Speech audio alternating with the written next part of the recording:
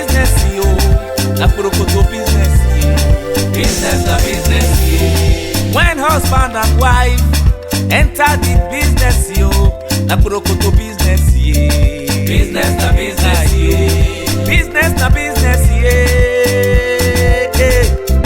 Market na market, yeah. When husband and wife enter the business, yo. Everywhere go soft and soft, yo. Na prokoto business, yo. Business na business, yeah. Na prokoto business, yo. Business na business, yeah.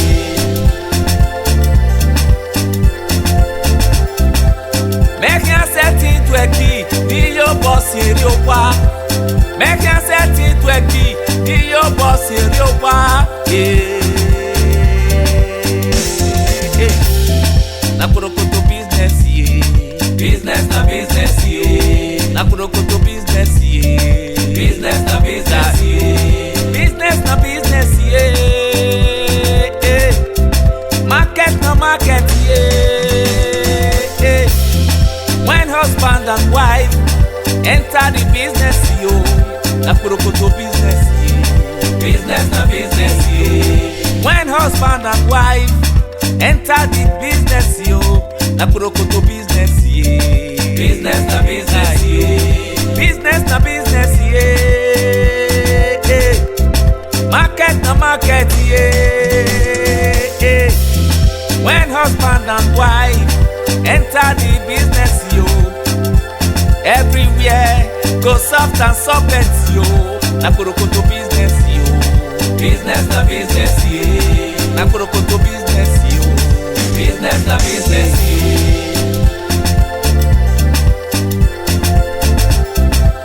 Make ya set into a key, be your boss in your wa. Make ya set into a key, be your boss in your wa. Na prokoto business, yeah. Business na business, yeah. Na prokoto business, yeah. Business na business, yeah. Business na business, yeah. Market na market, yeah. When husband and wife enter the business, yo. Na prokoto business, yeah.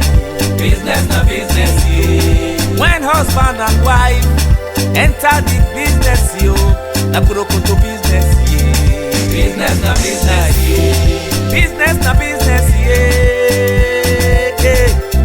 Market, market, yeah. When husband and wife enter the business, yo. Everywhere go soft and soft, yo. Na prokoto business, Igimoto. Then I give motor in why you gonna work better in one. I understand.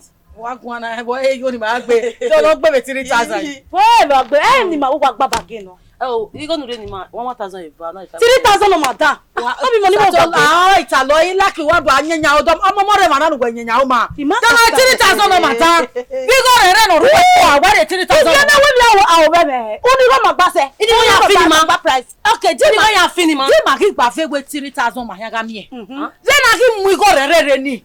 O bobo ti bobo na wa agbele yan ma. Oh ya re pe. Wa 3,000 ni ma. Nyagunu egbe. Eyan na me. Lare. Ngwana tare na. Uni go ni ma ya de product. On is second. Ah? You can't talk with that. You are. You can't talk with that. You are. Waro yi. De ko Yes. Aga ni go fu wa o. Mother provision. On is say. Na ye ti ta lo o. Lare o. E go na ya gbe we. Daji me. Agwedi me ma jo bere.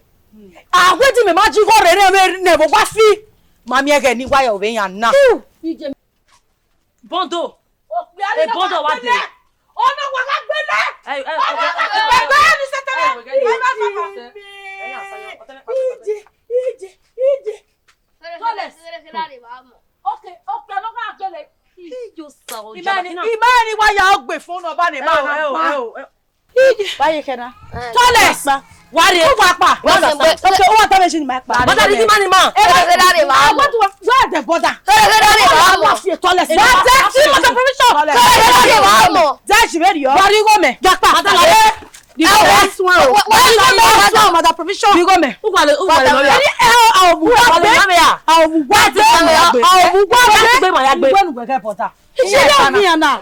Yeah, if you told us to make sure you were going to need make it work when you are here me wona. Okay, ma we na gba 3,000. Bagi na me we go gba do figure ni ma.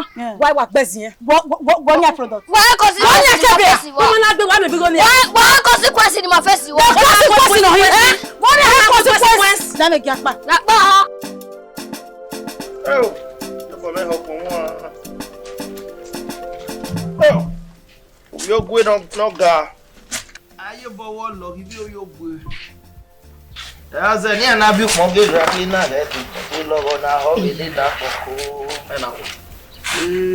Sagi. Wi aye. O wara ko na bidian. O bi mu na o. Hey. Ma ku wa no ko. Ati we fe ku pa re de na agbesi. Na ko. Ma de pe kana fin ye. Igbona ma wo kan wa gbona bo wa si. Ni kiri. Wait if you hold your wa mate neru gbina ni o e kodo ame o mo understand gbo igbona pa obi me ha gbina wait e me ka gemi pa gbe ya o kan wa de gemi yo we re gemi ma pa gbe o ye agbe o so to boy yes yo guy o ma pa gbe gbina ni kiri si me mo so da me we ko me me de ti me ko me ai me kam buena your thing no dey work we wa bo me wa do ke gbo kan ke na ke yawo kia wo do ma supu no na na mi we Idowu Agbes omo nu po no ma se awugbe da 50-60 years ni ado agwalo kun na ya Agbes be nu we yi na ma dede keke ije se ya gba ki wona na ye papa ni atiri mo no te mu kun egbun ni ira me no pa da no bi ye me no wu ni oni e piro gba yi ro o ma be mama ke pa piro ya mo bo wa we wo na won de why ona kamu wa obi akiko wa le ko wa egbera o ma ya kan oge le ma ibe kiko ya ya wo na me na na meta mu wa o kumezi bi na kan we wa ta ni ma we ko ata wo mo ta lo sege la wo o ka we ni na ru we pa me gbo si o ti aro me gbe ke me ti gu no wo o me ti me wa me understand wa ni mi chen o mo na me ami hi we wa mo se na gbo ile kule ko ki awe mu na ko agun be ajina mo mi awele taso wa bebe ni ta pada do ye isu ma ba da no kian do no ta ga gan mu na egbe iyo ko la oni wa feel la ne ai ti mi ge o me mi we go wu re e ke wo wa gbon na yi we ba ai ti mi we is you kan ai na kan we o kan o ye ni o ma ipa gbe o ti mi o pa gbe la o gbale mi ki ri mi ni le accident stress ya egbo ma o ni accident stress wa gbale mi ki ri mi ni ya le ni re o be ri o ina ya do de bai me ga se kera ya gbo bet ina ite o ni ori mi su to la se di no le wa ta do me ba pa no ade no ku e ba no ko o ma mi e ba ni luga ni ba na mu ke e ba no ko ku na ko no li hu ya le ba na no ye ni ke we no wu na ya le ba ni bede no e yo e ba ni agba kan ya na ma ri e ni ya okay no small water dey come for inside so boy again no one mo nu jame boru no me go kiri no gwe me ya te ba ko ni ya we ha te be be no ali no bukan we no ya ya mi na won ma gbo egbe o gbe me gbe ya si yo kan do baro ni me we ya be le be na ko e pa no ri mi so to we gbe so that is what me you talk ri na dete na le lo ku na ne do be affect to ma ya ni ni wa abi se de kana uno ma ama wo na le me ku wo ya ko ti no re wa we de do bo mi go di ni wo wa momo ku poro gun ho fu ibe gwe o kun bi gun ni abi momo go na we mama owo mi no mi won fi kika gbo ma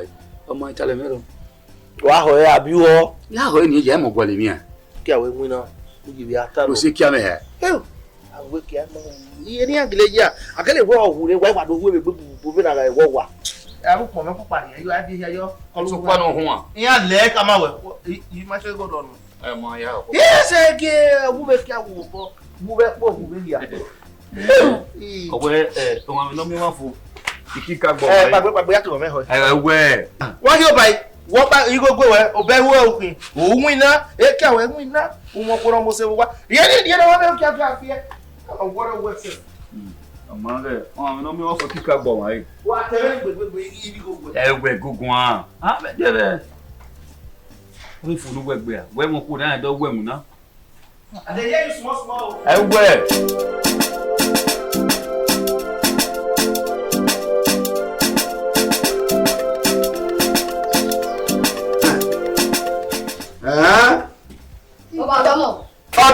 Baba. Wakete. Okay, we're not in a business now. What a business it is. But I am going In my business now. the business. Yes. What I already want to do. What I was a papa. Lele yakia. Anabo. Anabo na kuna ime bona. Huh? Oh, ma is a natural. Natural. No. Wa mukiana. Wa na tak no ba. Huh? Baba, me CEO. CEO agbo kokon mere. Only way. Huh? Who work over? What you native? No one better. Oh, what you? Oh, what you go? What are you here? I don't know what here. Here, what woman? Ah? Baba, go ahead. Let you have a moment. Very well, you know. Who want to be quit on what you walk here? Walk here.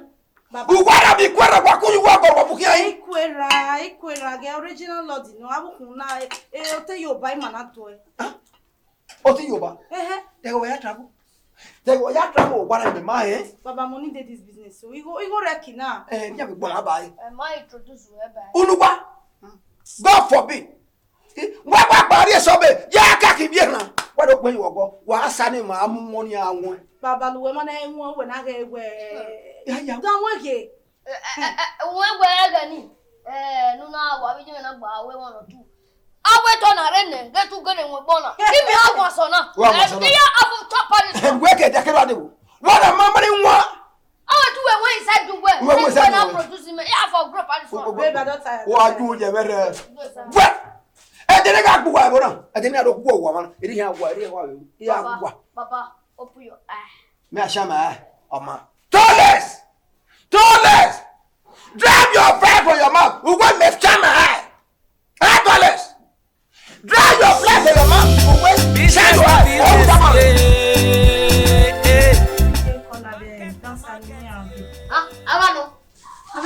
Do not call anybody. Don't call anybody. What's in that calling? I can't believe him. Don't call anybody. Somebody by myself. Then call somebody by yourself. You understand? One day not standing in the Quebec with now on your customer. I think it can be my when I. Go ma tell me better. I'll be in a course. Very hard to America ni menesi o ana ni tasa. Ogo keregbe. We yeri go ni go keregbe. Ona ri go kini mo bo. Possible ni right. Man say when I tia, no problem. They don't know me I wa gbe. Wa gbe. Ma bege we. Ma bege. O ka get tasa ruwa o. You will not tell me that Dasa is your eye. You understand? Then Dasa is your eye. That only seven. You don't know what I am. Urieme, every no manual. No, I don't appoint that. I don't appoint that. I'm saying the telephone no tell me to get. I can't. Oh no, go let you. La do you get Pamanade? We tell the see for we tell the myself they look for a servant. You are going to show another person. That is the composition of somebody to do. When suggestion? You have to put trauma. Not to Abelima. I will call somebody by myself. What you want no Belima? Oh, money man, I think you can be saying Yaja or me. Yakia, may I can make it and Yakia. When husband and wife enter the business. Muda we Osioma. Or Tamo we Akonwawia. A business wa mo born. E ba de mu na here. We abo wa kekian. E ba de budu accomplish muda we do waya ni. No pa there we yi wa won, o di nene no degbe. No pa we ko wa according. No pa we no pa. E no pa. E mi ni eta lo. E ye wa nya ho wa. Ni ga mu wa. Ni ga so boy wa o ko ni kila ni. E na wo my got you wa. Ni wa. The business na wa say. The business na dem my anyhow you get passion amen you got to know what we are You will make it so now. My deep, you know, do ever deep for this business. What deep? Ever deep. Ever deep. You not telling where we so well, women, Yamima, Yamima, okay, no. I'm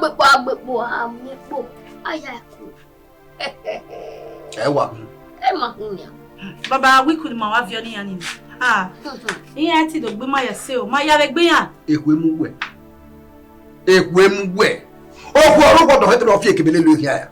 Maybe Kabia. Don't mark my working. Oh, who bears it off Yakabili? You will make it. Never agree to check you. Maybe Kabia. Eh, that sounds I'm of you. I know. That's something you can come in and where I may knock you. I can knock you. Oh, who wear where ye or you pick a billy yakin, where we are some monkey. I go home here. He may come one a business in walking with a business in down. Mati Kirevoru, da Igoro. Igo Waro, Mawamigo. Igoro vessel, my vessel. Why go ahead your house. Igoro, where I read to one. What is another woman? I say, but we go. Igoro, me made the way one live. I did with one man, and I call you. I have one. My boy, why, boy, and I will wait at me. You go back. Wait a hand, Wapama. This is one big old who are him with you. Why, I don't know. Near Yaku, I fell with you. Eh, Baba. No. My asset is over. My little boy. And it's consequence. Mama, one who died, one who died, one who died, Abby, one who died. Oh, I give you. You make it what we did. You make it what we had. Let's say, I you not have my way. Or I'm going to worry near Ruda, a business in your good carry. Yes, where do you mean? He go down. My own. He go what are you mean? Out. Let's sit down. And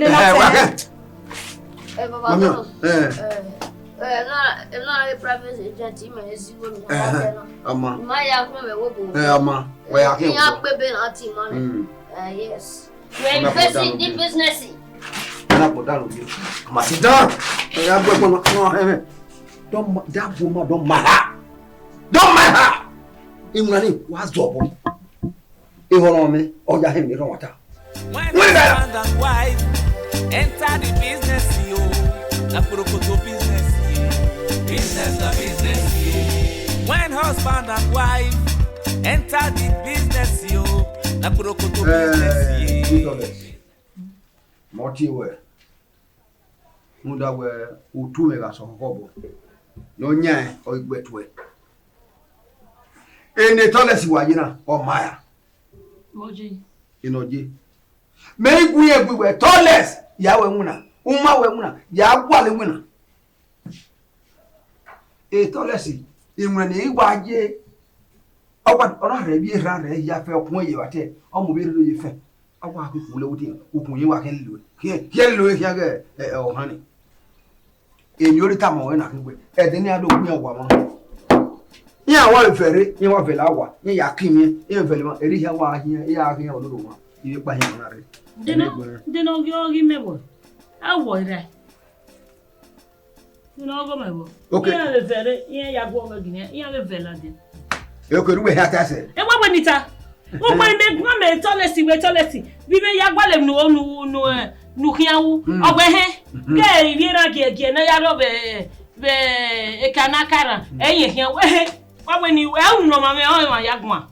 Sukma ijo mo ogba owo mo udagwe o pe ale goro ya jo waya ya gba le ba e ni wa e o he de we gwi kakafo kakaka oba u gbe ba me ga de do ba bo so igbe mo gbe igi o mo ma yo ra yin you time me no o ma we e unu na me na agwa ni gbe be na ni dagbi pase bi ati ni fiele enwi do ike ge igbe ibude me de nu we na o he kru ye yi ho lao iye tita lo. O tita lo. Iye tita lo. Iye ti ogun ya yin kapa. Obo kan na gbe eyan OSATOHANMWEN. Oni wa pe yo ye gbogbò na. Oni imu epo no ke mu e obi de dio kwekere. Ekene lele wo kian. Ti no yo go mebo. O bueno. awo anu da we e ke na ka na du ko ni wo ba pe we a ko na mo se gbe aba ya mo gbe o wa la ke o wa gbe kabasi o wa gbon a wo ka pe yo mo David make I na du ko na una ku na ko na du ba ala ku o ko be ja wo ko ni ara o bi kan ko no mo se ba kabasi ba o na hin na e me ka mbo na we me na ko me ku ko ni be gani wo mo na bu dia ne wo na ko mo na wo ko na mo se gbe me no ni mo ti e mo ko se tie ya pe o be be no ya se o ge mo gba ke bi ya gba ke mo ko no ri e mo we no ri e ku gbe ke toilet ke na o kan un wa ya mo wa ma un wa ya mo wa ma un wa ya mo wa ma me ta wa u da wa pe yo e bi ma ya ne gbe toilet yi o we ma pa ma ba o ma pa ma ba o be se ke ne pa na o wa pa ma ba u we e yo ko na de ni e yo ko na yo ko na o ge Ogi yere na ikwera e ya ra so be ya ko yoko ya sa me de kian agbo ye me da na da no ba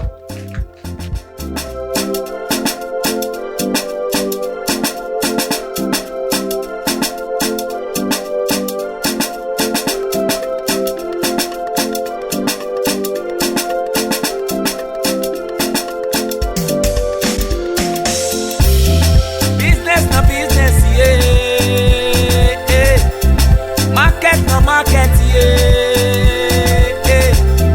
When husband and wife enter the business, yo, na prokoto business, yeah.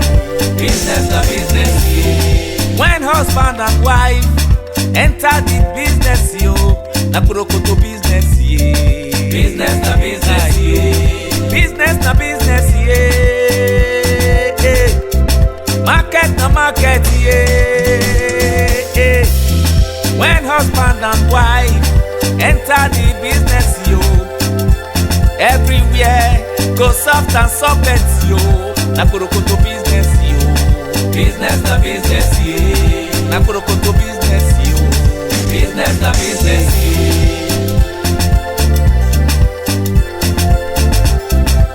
Make ya set it to a key, be your boss in your wa. Make ya set it to a key. Be your boss in your wa, yeah. Na prokoto business, yeah. Business na business, yeah. Na prokoto business, yeah. Business na business, yeah. Business na business, yeah. Market na market, yeah. When husband and wife enter the business, yo, na prokoto business, yeah. Business na business, yeah. When husband and wife enter the business, yo, na prokoto business, yeah. Business na business, yeah. Business na business, yeah. Market na market, yeah. Simuna no mo wai. Ha? Hey. E o ti pinu wa mu wa be na. Ima wa be na he agbere ma si kike ma na kin. New star. Mina ema na no bagile kin na ogele munya. Agia bibi no. E yo boyo. E ba we no ni. Oga. Onwe na wo do toto. Iya. We testimony me. Ma wa kin wo bo be ni abi bo be ni. Iya ga gwe ni ma. Iya ga gwe ni ma. Odo ba me wu ku wa fian. Afian sa tobo. Enekere. Igo ni mamu ga kira enekere. Muziao. Uzo mena isanira. Enira wonkin no wan ni awon awo. De bino jena we baba be mi shut up pa. Omo a. Irawe. Uwe ba we to ni irawe do won. Irawe won. E dere na yan na bo amu ne. Bino ya zuma ku. Ima baga. We baga run na. No bala me ma ya le kinoje. Bino jena mi awon na ni. Me ya mu ne ban eto mi o me oni owo iwajaji dewe no je na ni ana saba won me ya le ba ni Enwuna de to. enwuna Ayo boyo. Una direct wa no. awa won Yes. mi o me oni oga ya je won we wa wo me De tin wa gele mu ni. O ga ran mu gbe nu gbe avance ni na. Ivie ha la la dian. Ivie ha. de gboro mo Yeah. o na mo vie Make a money make one. Beno ya win na hama weni ya. Iwe mi dan. We ice cream, no, we ice cream. Ah, very good. Oh no, the ma, we tap for the na. E tap for the na Ghana wa wona. Make a move make for me. Ah, o si ko. No, na je. O gba bo ma baby, na. Wa won. O gi me no ro me ku mi. O ge ru we no ro me ka. Bebe no na je. Ipapọ kan we ya fe ru we aya we. Uga lu apapa. We wa drop ya. Le po. O mo. Bona ko fi sakame. Bona tin. Let's go do wa ogugwa ka. E wona hama. E da ogugwa ka. Era ye be tap for. Era me ka kele lu alo. E su we na go check to whatever to.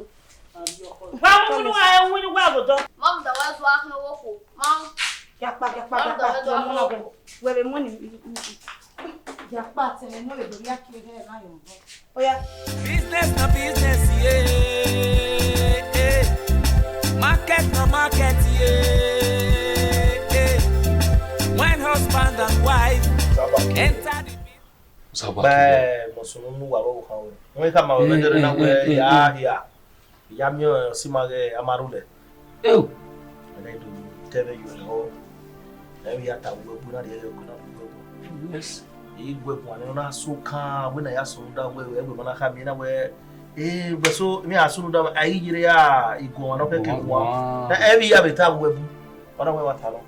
What I will come and where I reckon they are the root. He a waga bibino. Who tell you about it? Ah, Betoma! Do I tell you, Messi, what he made the Waka man made the come?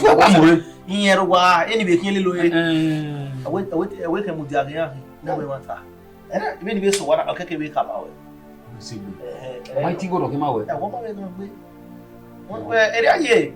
Abe, we do a back walk, boy, the total don't go. Anyway, are you going to You don't know, I don't know when we go. I mean, away, and then don't come away. You know how we are here where a back here. Amarule where a webbing anything. A war and a wounded ye, one of who for a year and ye say your noon. A what would Sababu him do? What going you do? My walk went on who get on my roof. If I believe how someone any cow was so, I gave me and say, get to do out, we are not powerful to do. Yeah. One here. What we tell me no matter where no, I may walk in a woof. Ekime what do you? Ekime talk for. When I'm Marule at time. Where I tell you no woof. Ekime before. Walking on woof for now we are Hammer. Was one swimmer for. Everywhere swimming or target when you know. Was one swam for that way, or I was see, or Jesse, Ogin, where was to get point, was he? I've not said a bin around. Talking me before. I've not said a bin around what a boon. When you're doctor. When you're going back. I mean, I only make women very fair. I'm going to get a chemical home. Don't let I come home. I want to put it out.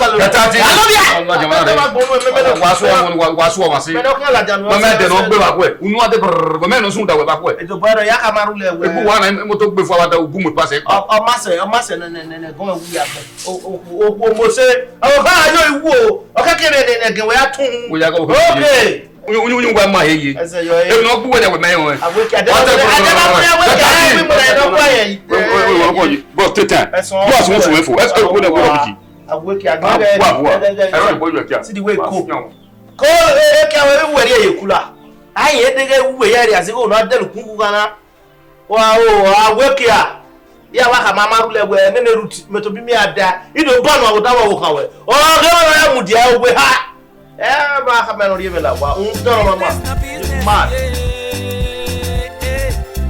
market no market,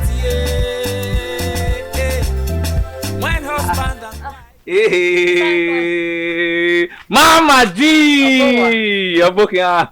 Koyo. E ba we kakide. E ba de. Mete we gbera ne sin. For where? Abokia. Ma be demi ro pago me. Ya we be demi gwe. Ija o we adere ni a. O we sai ko o, gemi ni degu e. Ah? No. Sabo yu egbe. Ìdí ije ẹ mo pa be ime no. Ọmọ ni ko do akin. Ọmọ awa wo? Ro wa. O gbe edo. We ado. Wa do. Oko na ma gbe ori tu o ma. Ya ra hi o mu dia keme ni hi ofune. Okay to me. Awo e ma ma ba mo. Thank you. The weekend na a girl make travel. E get we. My girlfriend. Okuni ari. Rawo isa wo se o baba. Me ya he we. Ona mi agbon kwa mita ma me. Ani me mi o mi hu de. Me fi video. Me wa ko cook girlfriend. Me meri ai wa na. Ma no do aye na no wu ne. So we wa ko cook me. Guys, the problem of that. Saturday ni wa dey. Okay, wa van o wie ya boy amarule. Even on when the not territory even on the kind of money more buy. Yeah, e ki we me ma. O me mani ah. E wa yeru tu. Se wa lo e follow kon. No. Iyo ni udori o ke ku bedero. Wọ́n dá me heri gitu. Awe na gbe afien bi no gbe mi o dam yo ku bi. Me do akọ bi je. Na o gogono ro ka ma we. Gogono ro ka. But just I dey fit well. O me mana. No, we have to come and listen.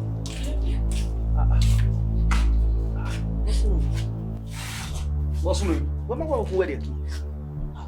What is it? You don't want to ma te be gbe wa. Ama le gbe na be kia. You take her wa so.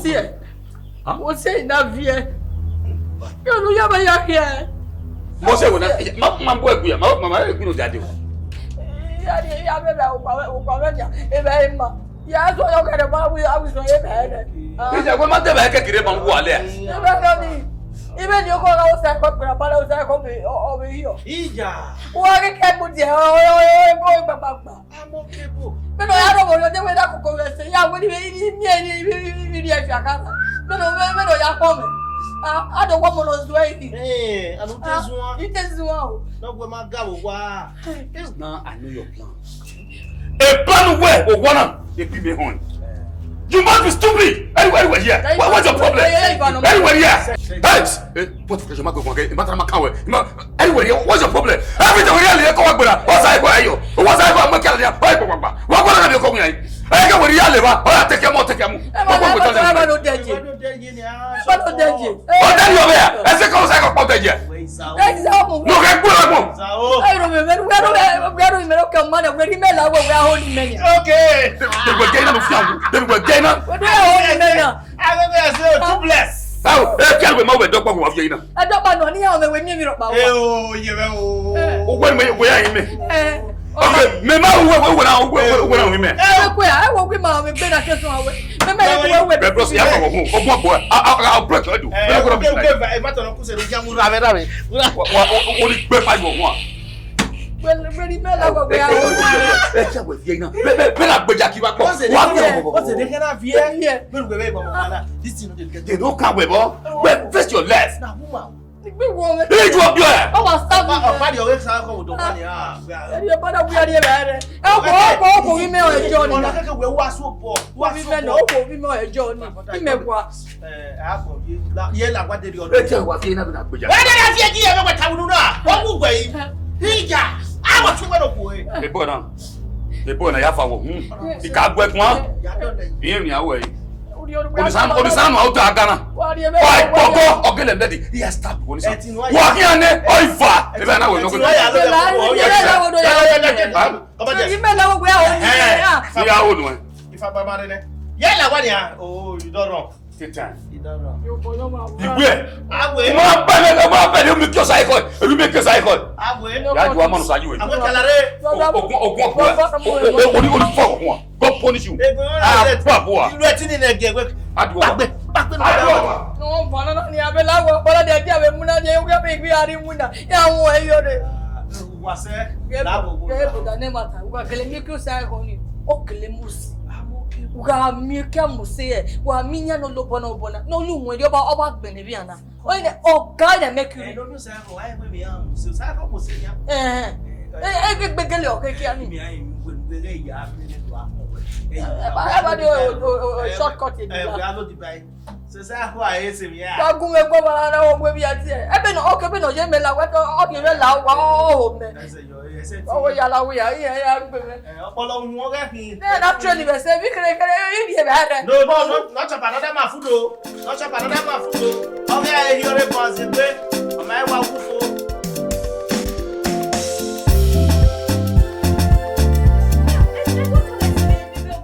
OSATOHANMWEN. Inya yi menzala kwa. We go mudane. 1, 2, abi mo maka 3, 4, 5, 6. We keep on and I wa fiegesi. We worry we go to. We no sunu. Edo we magayo, ma to bi maregi ma. Ni ya na roe ni osie, ye na we mi na. A to bi maregi ma, ma e go ni ma wina. Ati wa fiegegbe akwa ni yan. O ma make sense. We na. Enwe na bo na gwa ima ekede ori o wa de. E wa da o na we agbe okoni ya wa okona mu ruto aregi ma. Ege yan gi mu ma wu.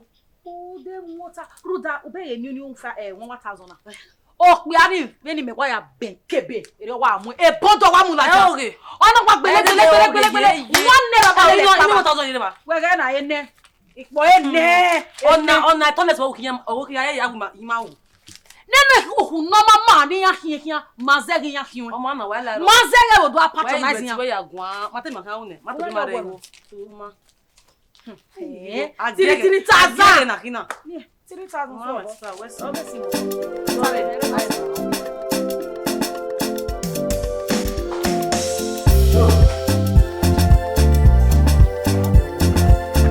Pardon ça. Pardon. De ku ya ma. E pa rien ma ça. Ya. E me o saton ame. Keke adafo ere etoles e do report ma we. Ruda be ni wa sena. E wo yati me madam provision. Ami mi na egu me hin. E unyire ni agwa anyi mo biere no ma heke no biere no ma tangbe na ima like e. E pa won ewe agboni agwa hin ni. Ikebele na e wa we gelele yan. Iwa we kebe e customer gele ga fere. Iya ga fere. E pa wa lo ba kan ni sami na. O yi je kwere. E pa ku ma bere. Idege. O je kwere. Ikebe si suwa.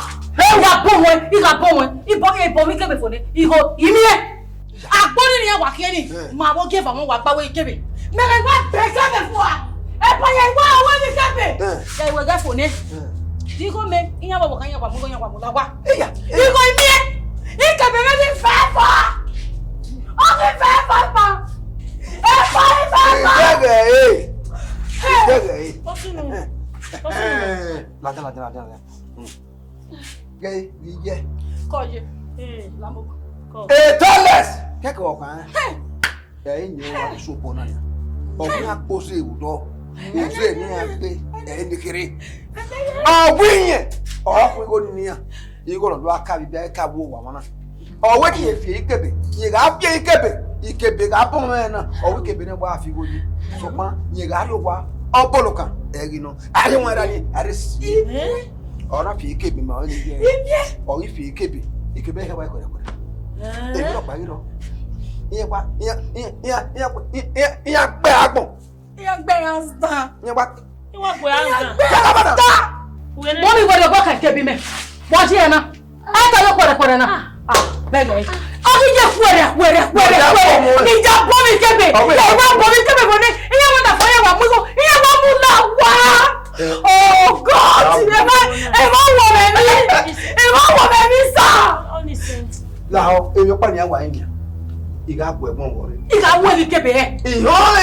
E kero wu to pepe. E kero mama. Oh God. Idege yi. Are mewe o ke fa me ni ma wo gbagbele ni a. Oye gangan, o yere o we ke mi no. Iya we nene kebe fi gugbo loko, mero we kebe me ye fere. Ni ya we ke ya gbo ko re. Ya o da fo ya ba mu la wa. No why asu sogba why mi pe nwe me o ki yes yo iya mi no efo o me riyan lagwa go test make le riyan lagwa iya ke le mu pe re nwe ya ga sie fio Pepe ye. o ga sie Pepe ye. Iye ya we testing. Me wa no Iya gere. mama we go pe nwe me ri o ye se a o na je te yo oh God Lao. Emosunu. Igera ore. Iye. Oga re. Iga agbo ẹ̀gbọ́n. E de gbe wa re. Iga igbo ẹ̀gbọ́n ne. O ma mi go na ha. We wa le ni me la wo ya ke go na. Bose no na wa ke na lele we. Ari go meni a. Dari go wo pa na ri go nu ya. Iya. Wo pa la o sta la egui. La ware. Edenu irire. Iya kami yang mana ri gonu e. Iya mari eni me. Iya ma beri enu e. Do mi me. Okay. Ya to ya wa kami ya. Eko mi se.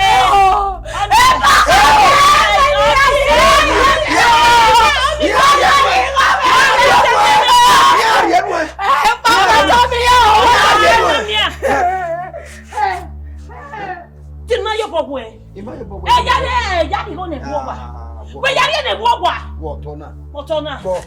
Ben se TV be se TV se kwese na. Edu we ya. Dize benu se. No ma yero e.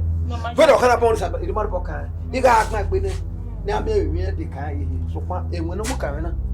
Ya wa lu gba. O ticket baba. Go ticket. Ya ticket. Fe ya ticket. Ya ticket. Ele to le so uru we gwan. Ma ticket back to your left. Egun me gwan o. Egun me gwan. Ru da e tene ni e we Now, when you go one and pass me, why are you going to walk one? Now, what's the Bible change?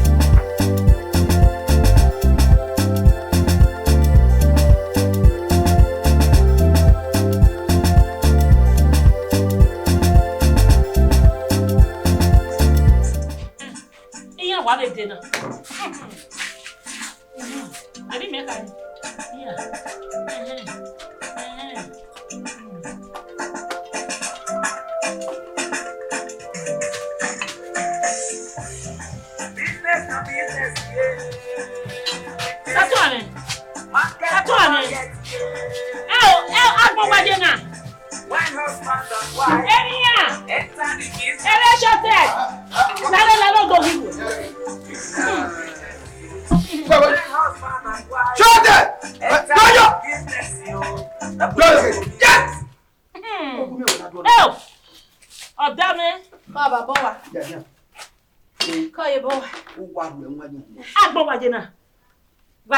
Agbon waye na.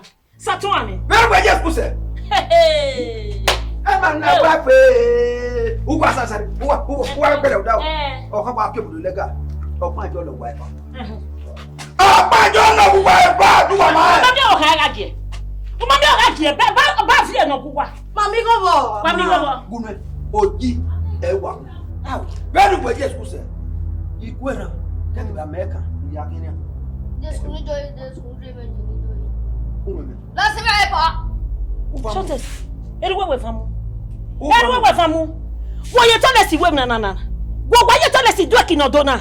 Satohane. Odo me kwa na kina. Get where aku ibi han. We so me, what do you go? Wa kan le lu yan. Wo le no se wo papa. Wa here. O ma je o lo wa pa. No boy. O ma je lo wa pa. We ta ma won. The way chat wọ́n bí mi àbí tó yẹ no to to mi sùn sùn. This must not go fine. This man gonna say ni ya fu ki e wa wa fi o ka so ri na ka bi e 2 years no ko ja o ja ese mu. Na wa gbadu agbon wa ki. Satohane wo yo na do na. Isha. I want to make it time man. Isha. I got to make to support to ya. E mata. O gba je na. Ona igwero. Mami go baba ba be yo.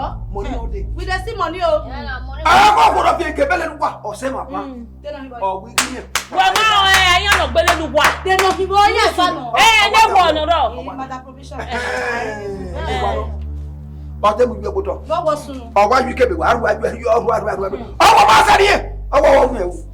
O wo ma sa ni. Oji e wa. Oji. O wu kun na ro wo enwu na. O wa choro. Boy, when I na gbele lima. I want na tales. We kebe ni epiege. E wo ya si moji. O we de okun wa. O we kun wa ki. E do kai. O we kebe yan de. Yen ya dam nenu kun. Owi yen ya dam. Nenu kun ni awon yen ya dam. Wo so na ta we na. E na ya na ji ya dam. O pe won eri okije. It's a pafios. It's a pafios. Wa du pe mo ya ko biafia wa. Yen wa ya ko biafia pe mo e. The authority government say for my say don't want say for my. Money go there. Money go get you ari go. Go no. Who go no na to afa no. Why go there? Why are you going there? Go no there ne. Let go no ne. O we ha mo papu wa mo ta be na mo. So let's say mo ba gbe me o. Na mo ba gbe mo. What is your problem for focus? Body go wa mo ba gbe. Ba wa gbe don na say la. Ba what we. Eh. Mo ba wa. What's the problem? What's the problem is suppressed. Big women in me allow what Let's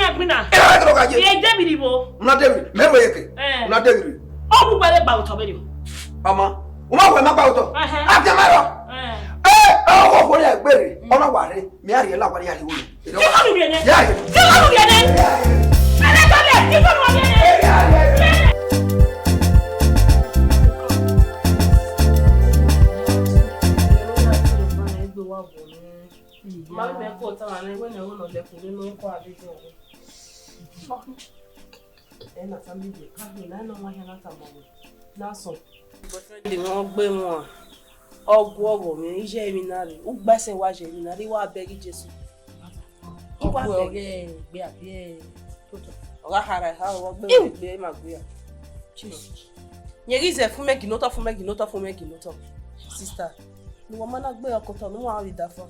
Now, baby, baby, here, or working here, you walk when you're in this. You are the video, sister. You are another what they know. Now we're by there, moon, oh, yeah. Who said?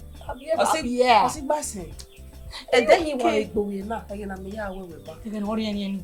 What you are doing, we are one, we are seeing. Get all the couple, get your. I can't know. In my god, you bury bed.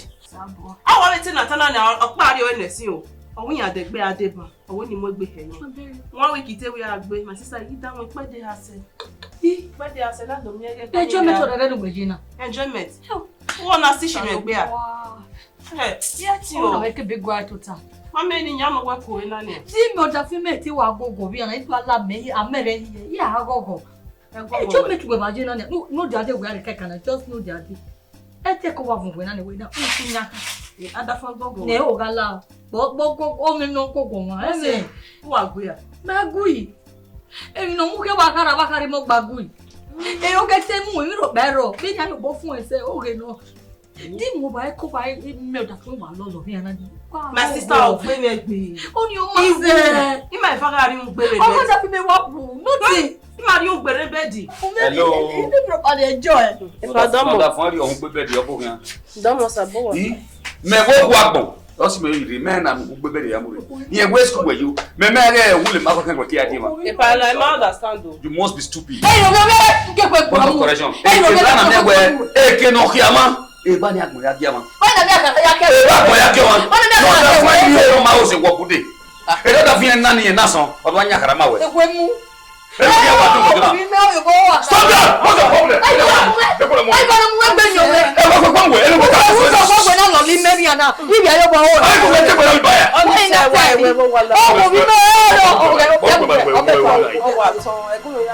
I got a weapon. I am making one leg. 1 minute to tell you. Where we made it? Everybody, where we are feeling. Oh, they were going to feel no problem. You did not. Oh, what? You know, they're knocking on the line. You did not. You didn't knock you. You didn't get up. I did not. You didn't get up at all. Oh, boy, you have man. What have I done to this from you? What's your problem? They don't kiss them as a mountain. Okay, we win it. Tell you, you're going. Oh, you're there. Yes, to now, so we are done. You are. And when I get some music, I'll be one woman. Everyone was. Oh, what I want. Oh, what I asked for. Oh, what I want now.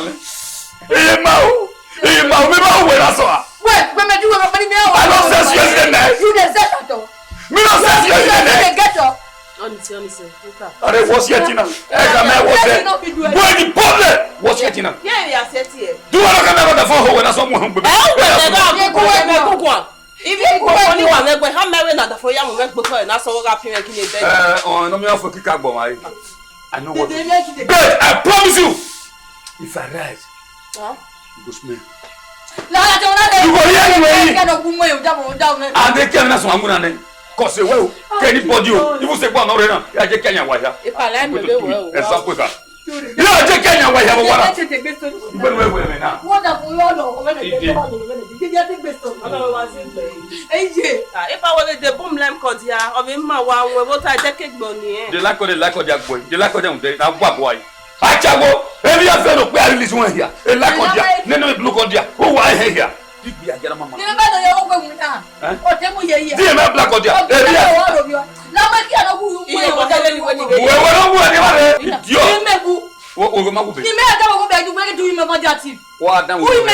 yes. And give me a down on a boa. Where? The Kiana Padoman.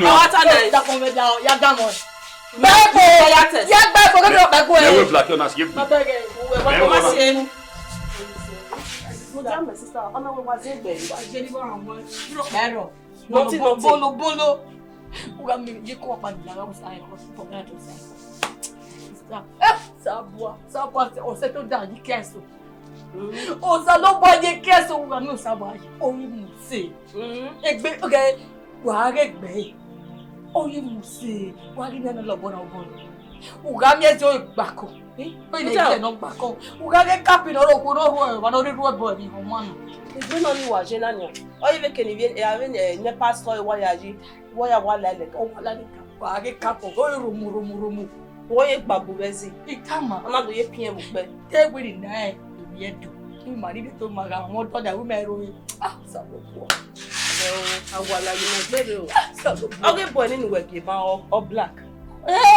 Black beauty. A fucking boyfriend in any hin, not a year, not one lamb, all at our women, they can't go again. Eh, no, Nia. You get a one load,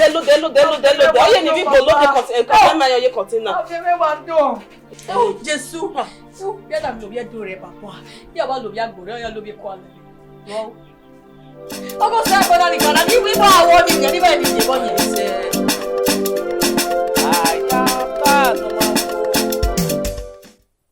Oh, same again up there.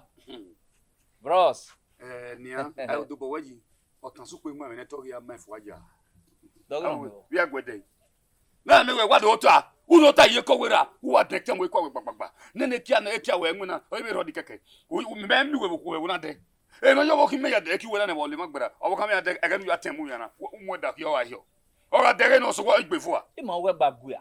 Why you care what church over Hame? Yeah, you can't threaten my you can't threaten man or road. I don't know how voyage menua, but we go elsewhere again. Oh, say you went to buy ya. I'll message it to Yoko with me. Yoko walk down here, he buck down here. The man don't understand the way I am now. One man, he may case Kibais Yokowa off a medi. And now what to tie Yoko back in or go or walk there. Yoko, why what to tie you? Well, why can't have Yoko was saying again, my bagui, even a women. As I saw, oh, you don't know why you're what the phone. I'll be a walk boy. I can say again. Then I tell you, it's all like you want 5 women. Then I hit there. I can't kill them. Ah, Babua, we do a big woman. I go how to better where any live up with her who feel like Rofito, gay, I tell you. In your way, say, say, we're not good. Ah, Babua, you blasphemer. You, that will try. Say again, Mamma, Moja, baby, now. Now me create myself like this, not be God create me. Huh? Imayo. Hiyo. What matter no yoko jowa. He said if total yoko we ramege dum dawe. Ikwere gbera ma le ma jeki. Ya e block ma e block e. Ya block e no ma ro pado tama megwe e block yoko we rame ya mi ke la yeki. Wasi gbegere. Ewe ma ni. Mete yin ho gwa, ero gwa. De yin ho gwa na. Ewe yin we do mi wo mi gwa. Bimbe ginanya. Morigo. Maya amusa ya hai. Monica. What a most wa mosi wa yeme. Wa yeme kakabo. Iho. Ba wo kare jere. Idale o gbe na ki. Egbe ọkọ egbe we ni lo we be yo. Egbe ọkọ egbe. Ona no ka ka der yo. Poko japa lo mi ga tama we. Eri wa se ma ke wa. Una go ne ke be fi gboro ko. No. Ona ti mi vai o pa. O mi vai. Wait, Timmy, I talk about okay. Egbero wa. Okay. Oh, man, you wa. Wait, ye. What ye kaka. Lu da we ye me. Ekume ye do. Okay. Yeah, ekume ye wa do. Oh, mama you wa die. Don't sir. We ya bo we do tin. Awu wa ya. Wa ya. Ma we. Tell me. Epa. Eso caro. Epa. Epa. Oh God. Don't mama you. Ya we go la wa. Mawa mudia. Oh, mawa mudia. Don't. Yo. Oba we. They told list.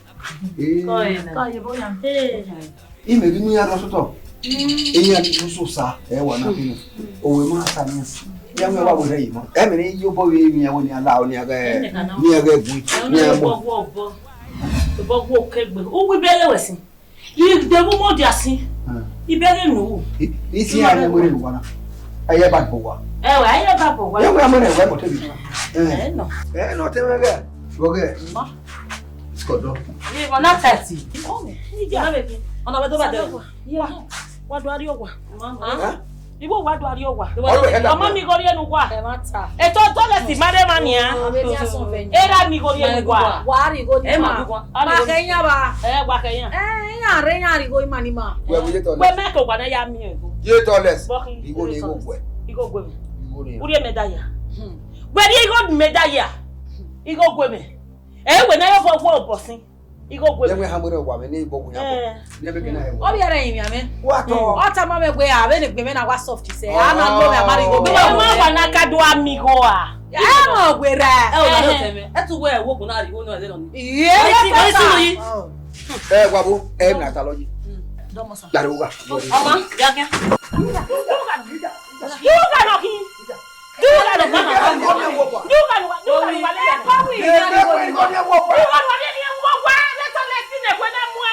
Madam, I want to say, get me here. Give me a woman to buy that boy. You buy it, but you go.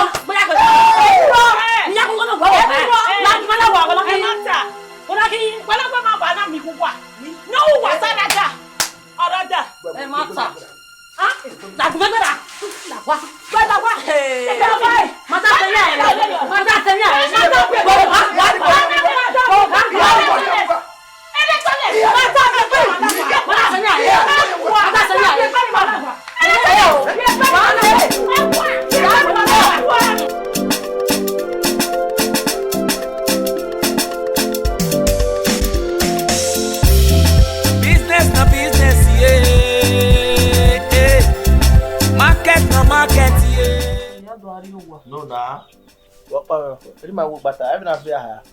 You are very. Yeah. Hey, one which we are still. It's a so my setting. What's no? Then I was on where I know a man no soon. My mom soon you know where I am man no soon. No betting here because I not be native doctor. No, not be one.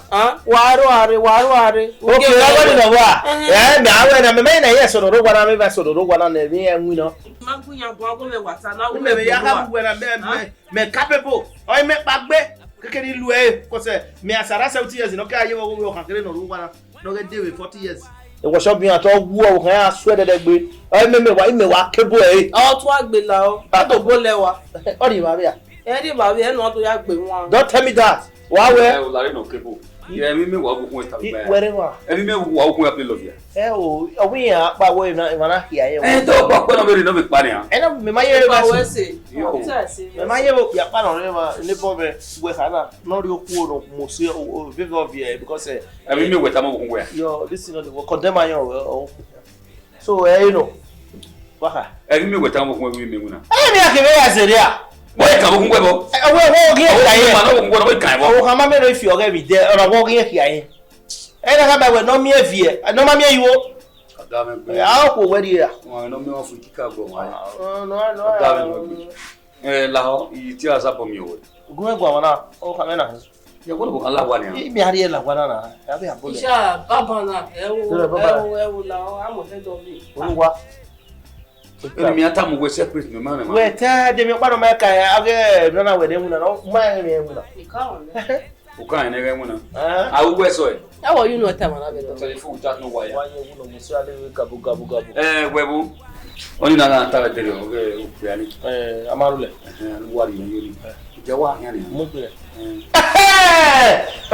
Eviene magbede o su pa ro yen. We magun yen kon ti gbomo wo gba kon kan yen. E pa je kun. Ere pa gbere na wo kameta owe ni eyo. So ọ̀rọ̀ mi ta pe bura na si pa ro yen amarule. Ona wo o ne ki ewu ne no re mo chari bi ni yira. Ona we ohun omudia. Ika ha ma na akwa yo kwa yede aroma me kino ya uko e ba ye ha na mi gbegbe na. Na ya wa o ka we so no ma be ya mula awon ko pe ba no ha wa ke do sa so. Emi eri o waje. Kebu. E do le pa yo ma o. E o be ni. E pa gamo. O do e. So de we da. Ya pa ti pa pa na.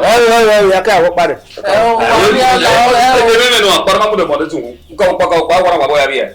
Meje ugwe e de amu aso. Akia mo se ti we do we de tse bo. Wo ka wa ki wo ka wa ki bo de amu ka wo ya mo do de fa wo to e wa. Owo ha gbege dia because wo nu ya.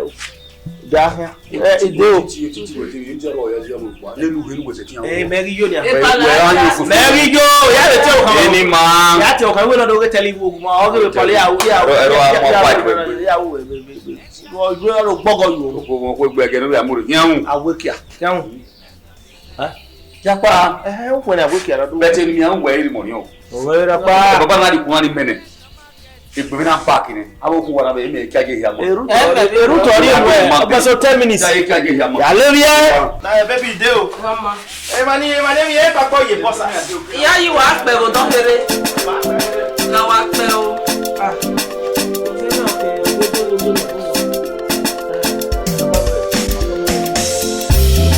Business na business. Masero umaruwa. Wa re joint okpa na eni kebe na de. Odon me wa aye no de ni. Ma de la wa. Pa ge gba we gba sabe de ro ni na we. Okay. Ma bo yo se te gbare ba. Okay yen le bo gen win ase. Call your brother. Come on. Call. Iji agbamasha. Odori ame na je wa gun. Eni kere. We wa di gba sena hi. Esu we se o. Na la o de wa ti ma ya. Na gide yo. Na gide yo. Akwenya wa no da. Yan ri asase ne ni awo. Won be ko ta se ne. Yan ri asase yan yi wa le ba pe yan wa de la wa. Inu han ba so na. Akwe wa ri ade. Awa me so go wa ya ege ni wa ya bon mi kebe na wa ya muyan ju ne. Yo ka wa ohun ta jo chawo yen bo bo re. Yo ye. Na me mo bo ke me gbe re na. Ne me o we ama be se gbo yi. Me mo ma wo ki ana so na o ke don. Tete me yo to ni me agunya sa gba mi no ke ko le ya Gbe ti bi amu yo wa. Wa bi bi na wa bi re usane. Wa mu yo wa. Mi gbe ni bu wa won ro me me shi gona tu. So me mu boss de la mi ni ba. O bi me ti tu a. O te tu we ne mo bu bi no pa na go be. Mi ni egbe ba di gba se etu. Ti ya mo sha. O ma. Ta lu wara me o. Pe ni wa ya ka bo kan we bo wara we. Ai mo mo gbaju agbagbe mo. O ma amarule ha mi gbe wa go. Okay. We no ala Se je bi ari kiri ju wa go. E wori ruda we. Ani po no ni ai po we kia. Ipo we kia be ge na.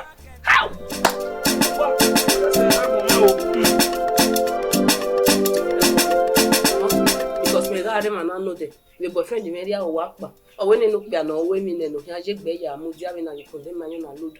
O wo ni ya de. Iyan ajo yan re. O we di ma wo ni ade gbe ade that yin ma yan mo gbe ni ya de me. E na wo ma na serious kedo ade no. E ba iti awin na. When that time me not to believe because we manage to believe what that from go gele me no ya find a solution to problem. The more go say gele me we tell ini ai gele wina my sister. Ya we imi awe testimony with church. But mo dia o no we wa ya awin yen wa de wa ke wa re ni wa je no. Igba ologo wa no. Oni de ma wo ma be test e we ke be la o. We ma o ni ma ko gba o ma ke mare. E me no wa be kojo. Igbe ani ta lo na yo be va wo we va ya le ni o da Me ma o mi no mu kian. We do no mana kame no if not what have me we no say ja no o to boy wa mu dia also we no get do dem. Actually na me ti that e bi oni me di me ma ko yun na go bo na. Ma ke me mare eso wa ni ise. E bi pa gbe ye. Me ya kan me ya won. Ya oni we wa zin gbe. Amare ni. D'accord. Baby. Yari ya ta publika. Na yeti. Yeti yemi no yeti na wo bo. That inu minister ye ba no ya so mo. But even that boy na dey wujo that thing like. Is that what you understand? You leave me. I go leave you. Why not? Now exchange any money when you me and we be on. Yeti now. Come to wait. I know they go. Me you leave me. Why we? The job me to rene o give am. Anya job. You leave me bo. Ah. I go leave you. Why not leave me? Go enjoy. Enjoy wetin. No, they no go mobile game. Why never yo? Why no cry food? What you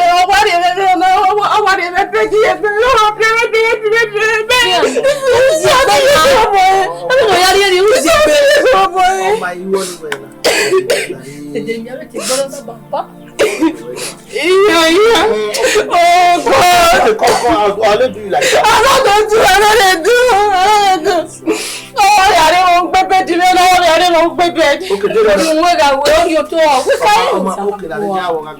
Dami oni asuwaga bana atota woni do taye emi edo adeke bana ke ota no ruwe kowe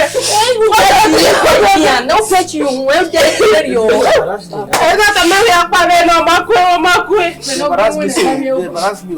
Why go meto me pa mawe oga me to your friend ni mu for monari me wa wu de tata because e wu bi me wo yes so si very very you go keke Sister,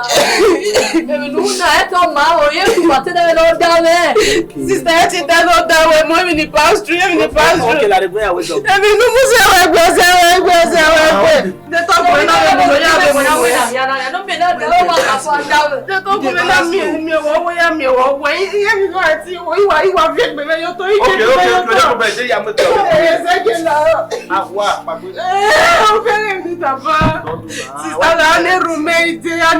I'll just ask more. I'm done. What you could maybe you go. Oh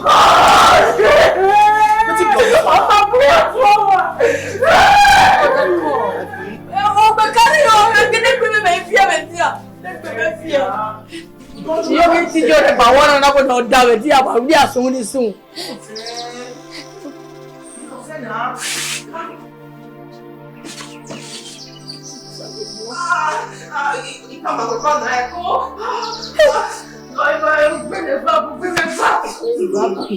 Baby, you did not give me baby savoir.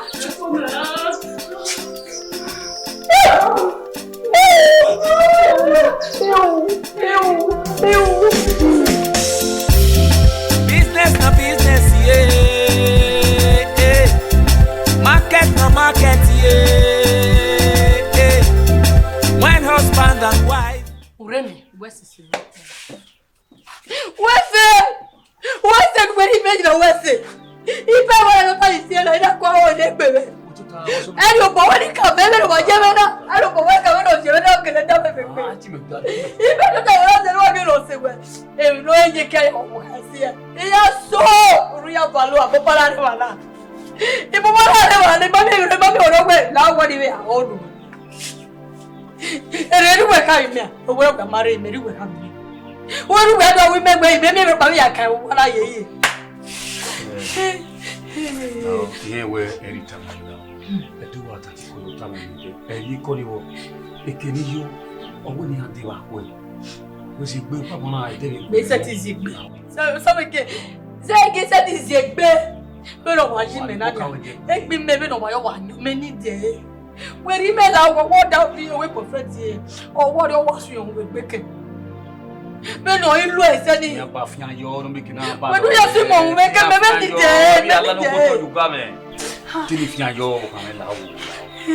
Was it a day case up with Baba dead winning? How were I 2 years ago? Oh, damn it. Oh, damn it. What I do, Major. We also cut with one. Promise.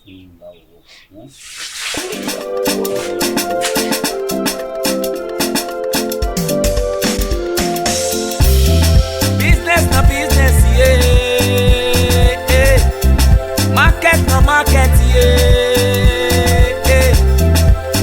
husband and wife enter the business, yo. Na Kurokoto business, yeah. Business na business, yeah. When husband and wife enter the business, yo. Na Kurokoto business, yeah. Business na business, yeah. Business na business, yeah. Market na market, yeah. When husband and wife enter the business, yo. Everywhere go soft and soft, yo. Na Kurokoto business, yo. Business na business, yeah. Na Kurokoto business, yo. Business na business, yeah. Make ya set it to a key, be your boss in your wa. Make ya set it to a key, be your boss in your wa. Yeah. Na Kurokoto business, yeah. Business na business, yeah. Na Kurokoto business, yeah. Business na business, yeah. Business na business, yeah.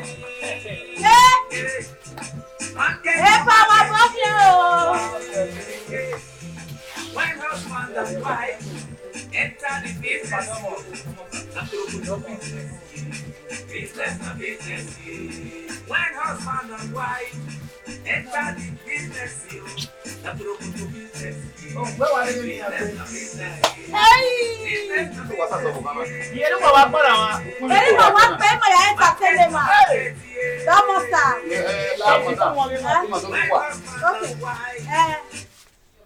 Yeri mo wa buke be wa ye.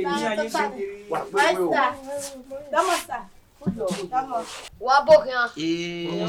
Domo. Ojo. O go na wasasi pe mi o ku ebon. O severi oni e o bi me agwa menu. Ọwẹ́ náà Dame yo no nya zuo ba. Very meje. Mo de CEO. O ki si una na. Agbo conglomerate. Man. We ko no te o we Congo meet. O ni ege. Congo conglomerate simuna. Yo mate asi. Imuna ga ihun ara te conglomerate. Wa domo. E ba mu ware. Abosi ni na. So me problem ni ya me no need a solution wa. So o ya me ya binyari no wa do you know. Arule port of collection. Eyan. Igo we yin o problem we yen problem.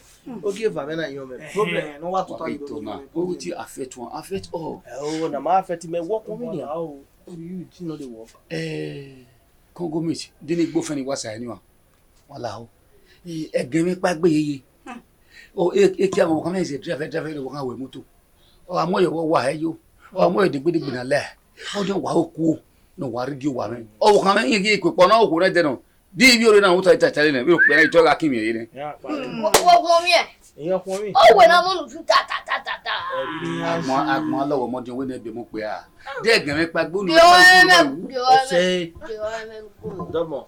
Emi e falling hero no. What be falling hero? Oni e ma ni wulo no le ma si ya. All of it ma gbonu do atem ne be we falling hero. No.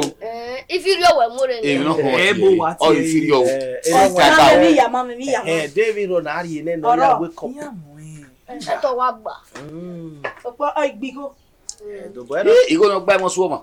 Money no be problem. Ona say give money. Say Ge wa fun la hotel. We se gbe gbaja. Wa gu ibe no ye no. Egu. E ga be fun bi pe buto. Ya mi ta. Mi bo ye. Okay, last week. O ve ya ba ma. O wa fo. O ge kuru wa. We ga gbe kokua. Ojoro mo gbe mi kwa woto. O ga gbe ko ojoro mo gbe kokua. Iwe. Sweet hamu. O kekere nu re. O de gbe mi hamu. O kekere nu re. O de gbe mi hamu ga gbe ko. Ojoro mo gbe kokua woto. Mi ave do David get me do. E pa we be lo no kan. Friend we Jenia, who work for me. My own is natural for the God. Natural game. Epa o adomo. Onona. Ohin ya sa. A shot okpa just for one day. Ona pa. Okpa ha ma we wa won ogbere apa. Mo choro ana mi mi. Obìnrin ọkọ mi. Wọ́n ni a. Okpa be de. Ware ma ni a. Umi e wo ni. Baba di gbe. Umi e wo ni ya sun la. O je mo ti attack. Ai go me. Eke we ka mu dia. Bi. Tagale. If you can do a few back, every Yakia na fie ba. every in your fair bull kelewa, I will my willy, Yarrow level. Ki me na fie ba ke aki wa. We go there, sir. Come on, sir. Yeah, baba. Yo to ba me. Owe ma gba menye oku menye ogbe agbe. The boy Ba we si ge we come wa ya yi moment. Obi ko e ya do asan wa si. Epa, no need no hire that. Yeah, we no wa take one shot. Ni ma we gbala wa no give no ya win. Ti mi a start. We no gbona je mi a dan won ni ge. Pe ni na. Ogo boy. La baba. Na me go do. Ogima. Uga me jaju na me fit. Una damon. Owa una. Yeah, me ready. Yes, so. Abi wa jin fa. Very active. Well, wa me most Me ya o ki me. Oh, yeah, me ready. Epa, go treaty we be bed. Don't worry. Ya o ki me meti to ko be. Aka do ko pen to ko ma. Our second hand model. No, it's okay. It's okay. Dia me yet at any man. Ah, get at no wa. Ni ake.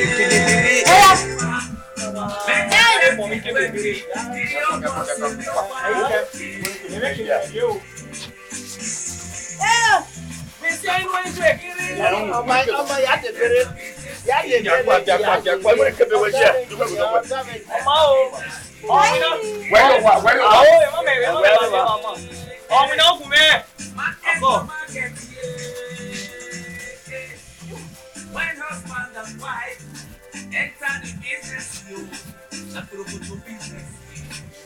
business. When husband and wife enter the business, you business.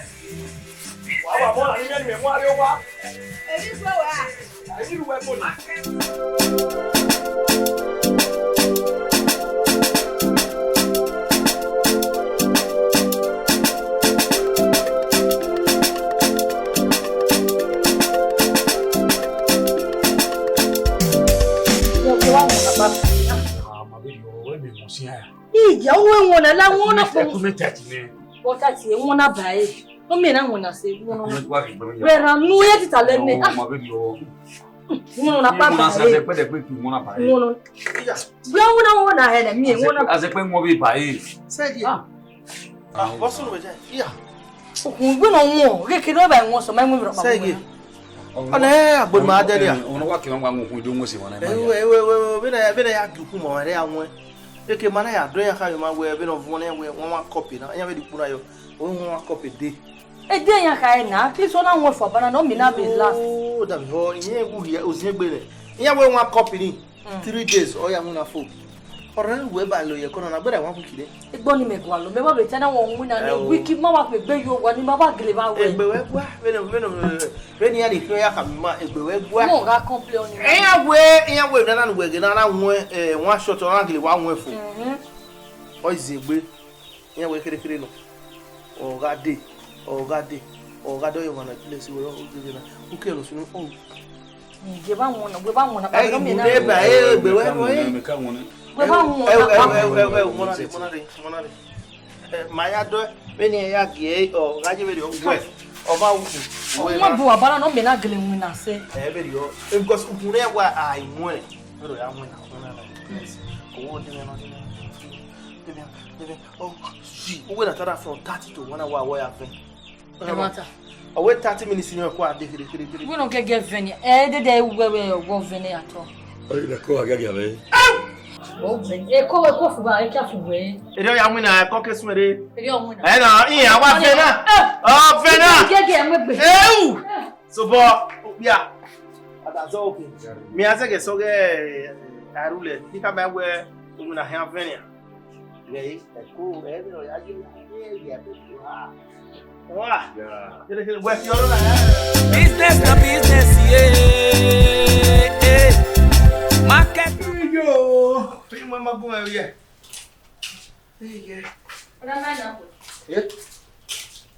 Oh. Wow, me man know that father so. Who ni me know the one for me. Ma la wa me na we na ma so mu na. Ma, o even. We na do ri me na we wa we me na o ba gbe ni go mo. E de ba do ya gbe. Me here obi na ne mo bucket am ni ahwe. Wa lo ye wa you bed. Me na ha me we ya ahwe o. Me na we talk here. Ibe kwere na mo egbe ni me ade ibe kire be ha me egbe me alati an.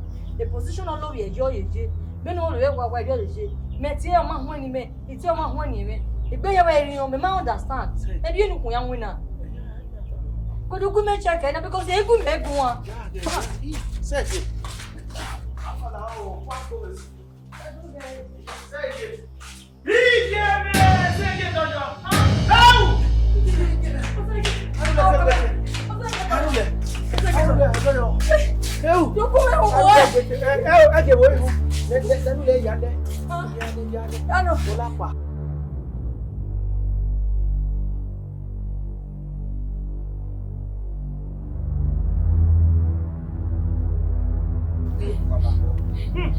Ike tamia ba ko ma ko. Bueno fia la no. Bueno fia la fia. E vai aje. No me ni mete u bo. O te le na ya e. E wa fun ya bo yan ho. E wa fun ya bo. E fa ayi ma mi ya fia la fia. E ka wiye. Wo fia la kila. E ya wa la kila. Ya no. Ya wa no. Ya no.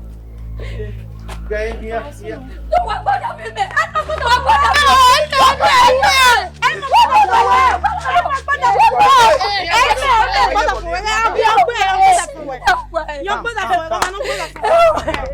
Officer, now we will time, man. Why you have the cat up? Eh, back careful of you, Kebele, your part. E so li ya ni fegi ke be aye. Okay, no problem. Wala gbo sa ke ori me. Me apowa. E wa ya go ya gbo wa. We want to tell us about. Meta mi ya mi ma de ba fi an Yo we, ohun na wa fian. Ina ohun na to da se ma we e fian ge ma. Ko gbo lo ma. E so ne ne bi gbe ne ni a. E kan e wa. Pero kunu wa gbare be do. Wa bere. Peso nu wa gba e ga gbo. It does. I want shot me wa take care. Ipa. Di boyan ki ma Iyan eva, bebe iyan ye. Di am a lawyer. 10 years. Iyan agbe me kan. O wa gba 10 years ma pe Ba meta mo wa la pari ma de ba ya fi an gbo. Na keke ma tu gba. La o keke dare 2 years we buy. No e 12 years. Ya wa. Iyan ba wo wa ba we. Very good. We. Wa gbo. Wale muna gbo. Una we how. Wamuja, my precious babe, my love, I know you can do this. Please, go and spend my years, join your years. Spend my years, join your years. Maybe 20 years when you go spend for prison. I need metalless. I go do here, they take off your parents. Now, no say your man like a smart man. Toilet, one way. Officer, what do we for?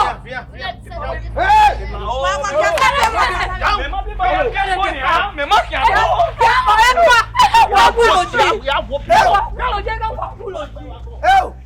Mi agiri o, igi abo, ije shadadi. Ije toli. Ije toli. Okije.